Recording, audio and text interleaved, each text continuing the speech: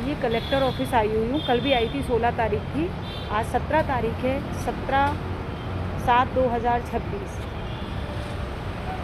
इस देश की विडंबना है कि जब इस देश में एसडीएम कलेक्टर को पेपर भेजे, कलेक्टर एसडीएम को भेजे, फिर उसके बाद पुलिस आयुक्त को पेपर भेजे जाएं। इस तरीके से अगर किसी का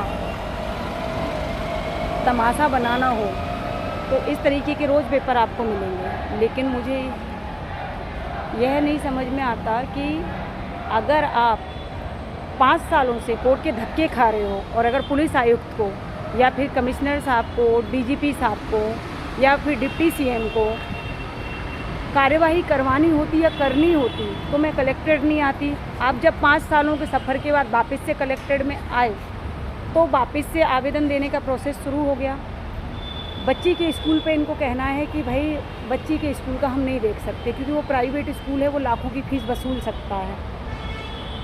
तो ये मेरी बेटी के शिक्षा के लिए रिस्पॉन्सिबल नहीं है कलेक्टर साहब। कलेक्टर साहब ने डिप्टी सीएम, डिप्टी कमिश्नर को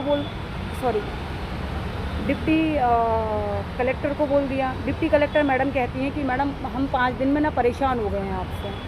हमने उनसे कहा मैडम आप 5 दिन में परेशान हो गए, लेकिन जब हम 5 सालों से धक्के खा रहे हैं और एक असहाय माँ अपनी बच्ची की स्कूलिंग, अपने लिए स्थायी घर और उनकी प्रताड़नाओं को आप रोक नहीं पा रहे हो तो सिस्टम फेलियर है।